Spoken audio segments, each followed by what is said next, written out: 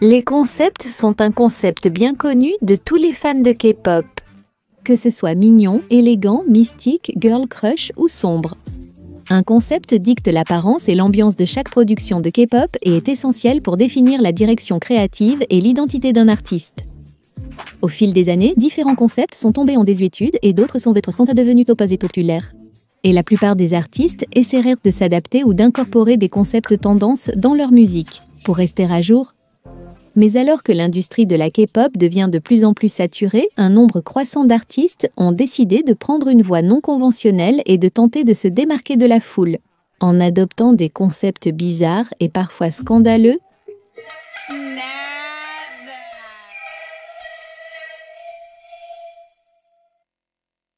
Dans cette série, nous nous explorerons certains des groupes les plus bizarres qui restent jamais existés dans l'histoire de la K-pop. Alors, préparez-vous parce que vous regardez les concepts fous de K-pop. Il est honnêtement difficile de décrire le concept du groupe d'aujourd'hui. 6 bombes s'habillant en costume de saucisse pour avoir recours à la chirurgie plastique comme concept pour leur retour parodiant le porno japonais. 6 Bob était un groupe qui semblait prêt à aller jusqu'au bout pour conserver leurs 15 minutes de gloire. Mais alors que le groupe est aujourd'hui surtout connu pour ses concepts controversés et ses tactiques de marketing scandaleuses, croyez-le ou non, les choses n'ont pas toujours été ainsi et ils ont en fait commencé tout à fait le contraire. Alors rembobinons jusqu'au tout début de la carrière de ce groupe scandaleux.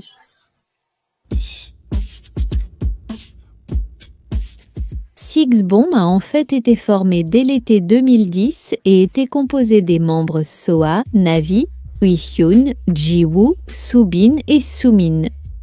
Même avant leur début, le groupe a commencé à attirer l'attention grâce à la ressemblance de la rappeuse Soa avec Wonder Girl, Sohee, ainsi que le fait que Subin était supposément une amie de Yuna de Girls' Generation.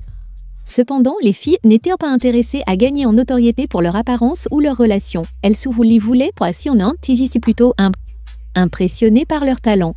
Le nom Six Bomb a apparemment été choisi pour mettre en valeur l'image puissante et les vocales du groupe. Dans une interview avant leur début, les filles ont déclaré ne pas être venues, en essayant de surpasser les autres avec leur apparence. Nous voulons secouer l'industrie avec nos talents. Nous préférerions simplement que l'accent de notre succès soit mis sur notre musique. Assez ironique compte tenu de ce qui se passe plus tard, mais ne nous emballons pas. Après environ 1 an et demi d'entraînement, Six Bomb a finalement fait ses débuts en janvier 2012 avec la chanson Cheeky, Cheeky Bomb.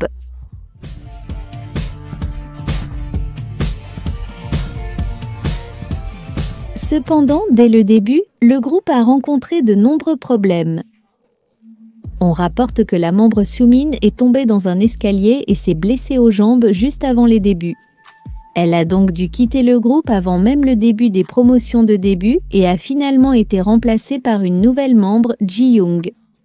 De plus, le début n'a pas été à la hauteur du battage médiatique, beaucoup se plaignant que la chanson et le clip vidéo semblaient au bon marché et que la distribution des lignes et les formations de danse étaient à décaler.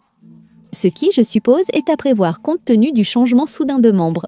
Mais en somme, je pense qu'il est sûr de dire que le début de Six Bomb a essentiellement fait un flop. Et en 2013, tous les membres, à part SOWA, avaient quitté le groupe et leur entreprise, Young Entertainment, avait fait faillite. Et donc, il semblait à tout le monde que Six Bomb était encore un autre groupe de feats K-pop de courte durée qui s'était dissous en raison du manque de popularité et de fonds. Mais à la surprise générale, après plus de 2 ans de pause, il a été soudainement annoncé que Six Bomb ferait ses débuts sous une nouvelle entreprise, Pacemaker Entertainment. Le groupe avait également une nouvelle formation composée de la membre originale SOWA ainsi que des nouvelles membres des nombres Dahyun, Yuchun et Hanbin. Et fait amusant, Dahyun avait précédemment fait partie d'un groupe appelé S-Best aux côtés de Minyoung des Brave Girls. La nouvelle formation de Six Bomb est finalement revenue avec la chanson Step to Me le 12 mai 2015.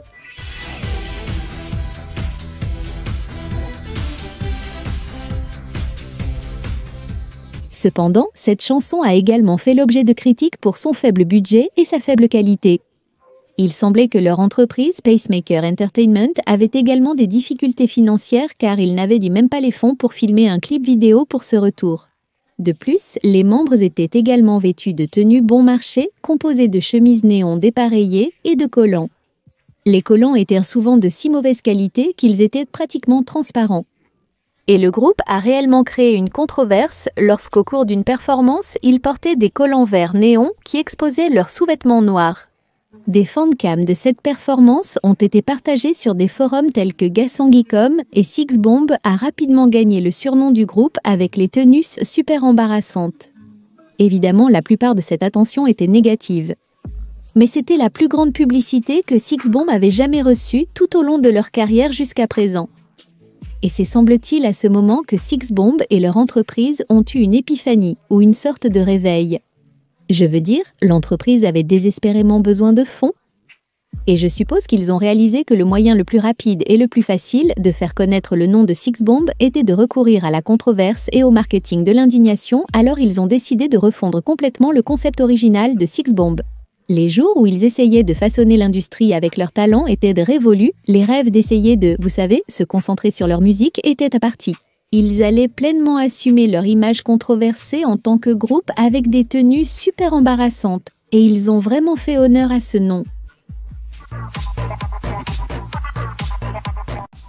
Le 16 février 2016, Sixbomb a fait son retour avec la chanson « Attends 10 ans bébé ».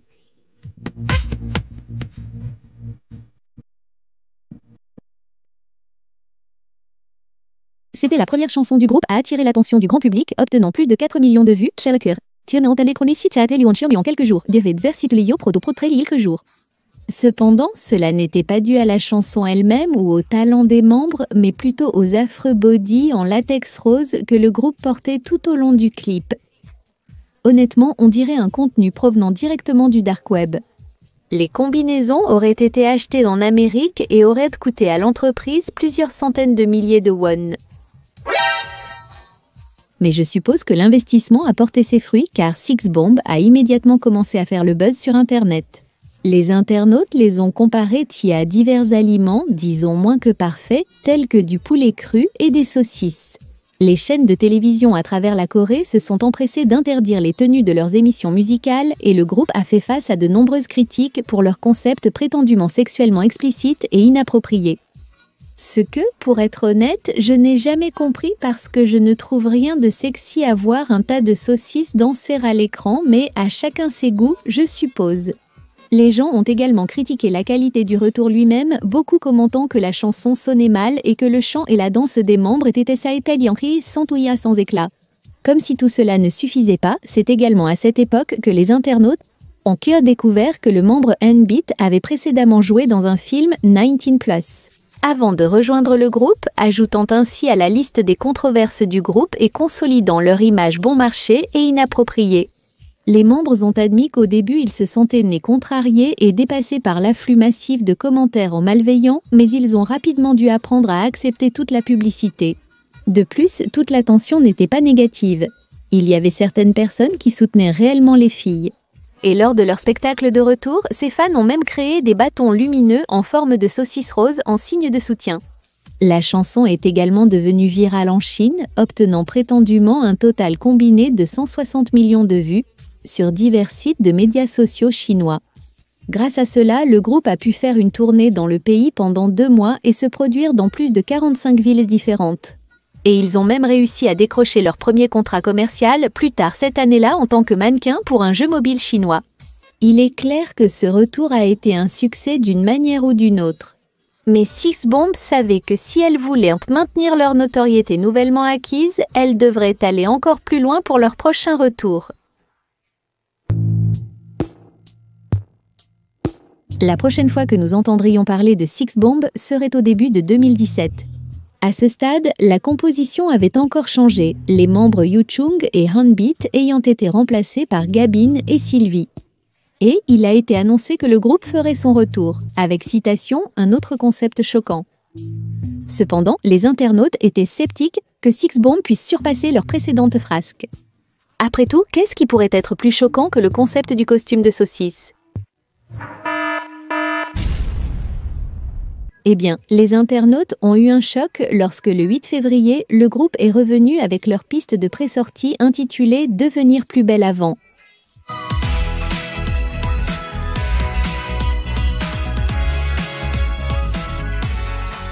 Le clip montrait les filles en train de se démaquiller et de recevoir des soins du visage avant de se rendre dans ce qui semblait être une clinique de chirurgie esthétique pour recevoir des consultations professionnelles.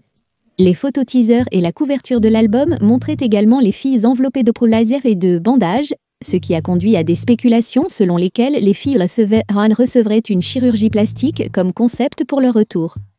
Ces rumeurs ont finalement été confirmées par la compagnie en mars lorsqu'il a été annoncé que le groupe sortirait la chanson « Devenir plus belle après » comme leur titre principal. Le retour devrait supposément montrer les transformations des filles après avoir reçu un total combiné de 100 millions de won de chirurgie plastique. La liste exacte des interventions esthétiques de chaque membre n'a jamais été révélée, mais l'agence a déclaré que les femmes avaient subi toutes les sortes de chirurgies qui pouvaient être faites sur le visage. Une vidéo teaser de 30 secondes a également été diffusée, montrant les membres enveloppés de bandages alors qu'ils dansaient sur une partie de la chorégraphie clé de leur prochaine chanson. Inutile de dire que c'était de loin l'un des concepts les plus scandaleux qui ait jamais existé dans le K-pop. Les internautes n'en croyant pas leurs yeux qu'il y avait réellement des idoles prêtes à subir des procédures permanentes et qui changèrent la vie juste pour un retour. Et l'histoire a fait la une des journaux à travers le monde. Certains articles dépeignaient 6BOMB comme un groupe de filles en difficulté désespérées de réussir dans l'industrie compétitive de la K-pop, tandis que d'autres articles discutaient de la façon dont le concept de 6BOMB était une conséquence tragique des strictes normes de beauté coréennes. Mais autant tout le monde semblait d'accord pour dire que le concept était à la fois problématique et dérangeant. Les gens ne pouvaient mais pas s'empêcher d'être un peu intrigués par le résultat des opérations. Comment les membres vont-ils ressembler après? À quel point les transformations seront-elles importantes? À quoi ressemble une chirurgie plastique de 100 millions de won? Eh bien, toutes ces questions seraient finalement répondues le 16 mars lorsque Getting Prettier After a finalement été publié. Le clip commence avec les membres Kim Hak-Karanes qui marchent dans un prosim en partir de la salle d'opération dans leur célèbre costume de saucisse avant de révéler enfin les résultats très attendus de leur chirurgie plastique. Et les transformations étaient, décevantes, pour dire le moins, compte tenu de tout l'argent qui avait été dépensé et de tout le battage médiatique qui avait été construit autour des chirurgies. Tout le monde s'attendait évidemment à ce que les membres qui retiennent aient une apparence radicalement différente, pourtant les gens avaient l'impression que les membres toujours là pour le même aspect. Les téléspectateurs ont rapidement souligné que les changements dans l'apparence des membres pouvaient principalement être attribués au maquillage et au coiffage plutôt qu'aux chirurgies Et des spéculations ont même commencé à surgir que tout le concept de chirurgie plastique aurait pu être une supercherie. Maintenant que j'y pense, je ne pense pas que l'entreprise aurait même 100 millions de won disponibles. Une personne a commenté: n'est-il pas suspect que l'entreprise n'ait jamais réellement révélé quelles opérations chaque membre a subies? Une autre question. En réponse aux soupçons grandissants, une clinique de chirurgie plastique haut de gamme, du nom de Wanjin Beauty Medical Group, a confirmé que les membres avaient effectivement reçu diverses procédures dans leur clinique. Et ils ont révélé qu'ils avaient en fait subventionné la moitié du coût en échange de l'utilisation de SixBomb comme leur modèle titre promotionnel. SixBomb et leur entreprise ont également réalisé plusieurs interviews où ils ont parlé plus en détail des chirurgies spécifiques que chaque membre a reçues. Dahyun a dit aux journalistes qu'elle avait eu des implants mammaires et qu'elle avait réduit ses pommettes pour rendre son visage plus petit, tandis que Seola a reçu des injections au menton et une chirurgie des paupières double. Il a également été révélé que, en somme, les chirurgies de Seola, Dahyun et Gabin constituaient 95 millions de won du coût total, tandis que Seolbi n'a eu qu'une rhinoplastie qui constituait les 5 millions de won restants. Donc, dans l'ensemble, il semble que les chirurgies aient effectivement eu lieu. Et vous savez, une chirurgie plastique de haute qualité est censée avoir un aspect naturel et améliorer vos traits, pas les changer complètement. Donc, le fait que les membres soient toujours si reconnaissables aurait dû être une bonne chose. C'est en fait le signe d'une bonne chirurgie esthétique, vous ne trouvez pas? Mais la chose tragique est que SixBomb s'est appuyé sur la controverse et le marketing bruyant pendant si longtemps. D'une certaine manière, les gens étaient beaucoup plus intéressés à voir une transformation choquante ou mauvaise, plutôt qu'une bonne.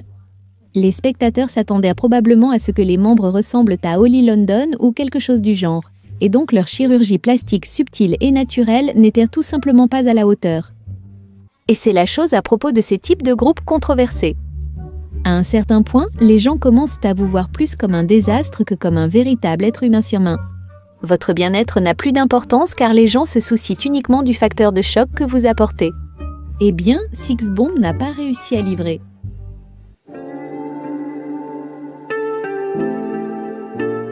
Après la déception du retour de Getting Prettier, l'engouement pour Six Bomb a rapidement diminué.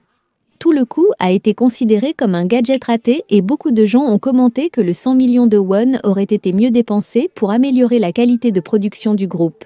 Alors, Six Bomb a décidé de suivre les conseils des netizens et de se prendre plus au sérieux en tant qu'artiste. Sylvie et Gavin ont quitté le groupe et ont été remplacés par Sol, une chanteuse talentueuse qui avait une fois atteint le top 10 dans Superstar K.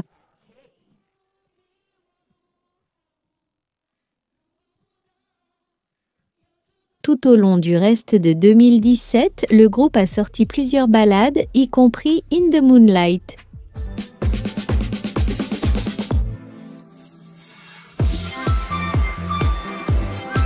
Et Belle Vie.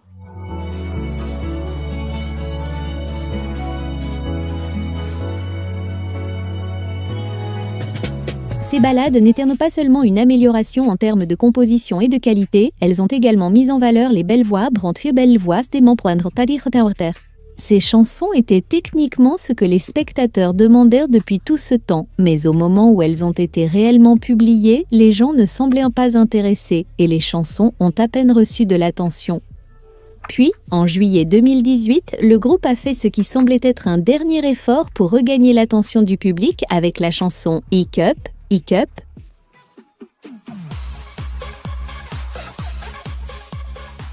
Le clip était censé être une parodie de vidéo pour adultes japonaises avec les avertissements, les hommes censurés, les sections d'interviews, vous savez, les tropes AV courants. Non pas que je saurais ce qu'ils sont.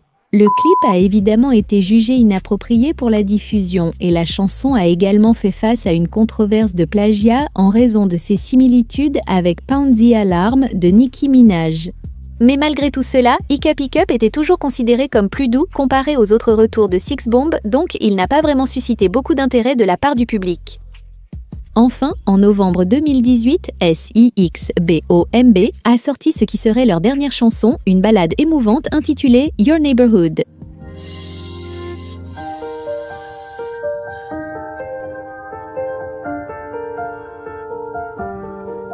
Mais lorsque ces deux n'ont eu aucun impact, le groupe semble avoir abandonné la K-pop et s'est tourné vers le DJing et la scène de club. Au lieu de cela, ils ont rejoint une nouvelle entreprise appelée World Event Agency, ont renommé le groupe en Red Bomb, puis DJ Bomb, et ont commencé à se produire dans des clubs à travers l'Asie. Soul a quitté le groupe en septembre 2019 et les deux membres restants ont continué leurs activités de DJ jusqu'à mi-2021 lorsque leurs contrats ont finalement expiré et que DJ Bomb s'est officiellement dissous. Depuis, SOWA a donné une interview dans laquelle elle a expliqué qu'elle ne pouvait plus faire de DJ à cause de la fermeture des clubs pendant la pandémie. Elle travaille donc désormais à mi-temps dans une épicerie. Cependant, elle espère se réunir avec ses membres et continuer leurs activités de DJ ensemble un jour. Il pourrait y avoir un peu de performance, donc mon objectif pour cette année est de me produire en tant que DJ. Oui, faisons-le ensemble. Soda Bomb. Alors qui sait, peut-être verrons-nous bientôt la réapparition de SIXBOMB. Mais pour l'instant, cela semble conclure l'histoire de l'un des groupes de K-pop les plus controversés et scandaleux qui ait jamais existé. Grâce à leurs chansons terribles et à leurs concepts scandaleux. Beaucoup de gens considèrent probablement aujourd'hui Six Bomb comme un groupe quelque peu vide et sans talent, ce qui est extrêmement regrettable car cela ne pourrait pas être plus éloigné de la vérité. Et beaucoup des membres sont en réalité super talentueux. Navi, par exemple, qui faisait partie de la formation originale de Six Bomb, a en réalité rejoint The Voice Corée, en 2013, où elle a réussi à se classer parmi les 28 premiers.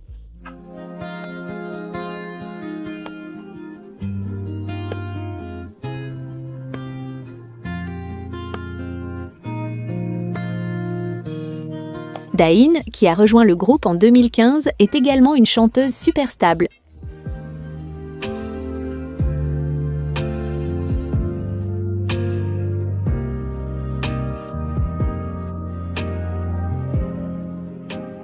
Pendant ce temps, Gamin, qui a rejoint le groupe fin 2016, est en fait une danseuse professionnelle qui a travaillé avec certains des meilleurs artistes K-pop tels que Miss A et 2PM.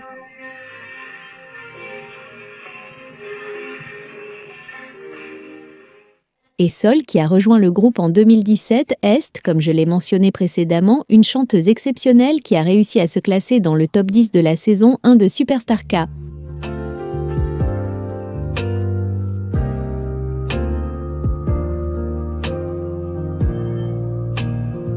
Ce sont tous des individus talentueux qui ont rejoint Six Bomb, pensant qu'ils pourraient secouer l'industrie avec leur talent, pour ensuite devenir l'antithèse de tout ce qu'ils espéraient devenir. Évidemment, je comprends qu'ils l'ont fait par nécessité. Et je suppose que l'on pourrait dire que le marketing de l'indignation a fonctionné pendant un certain temps. Mais c'est toujours tragique que tant de talent ait dû être caché derrière des costumes de saucisses, des bandages et d'autres gadgets ridicules.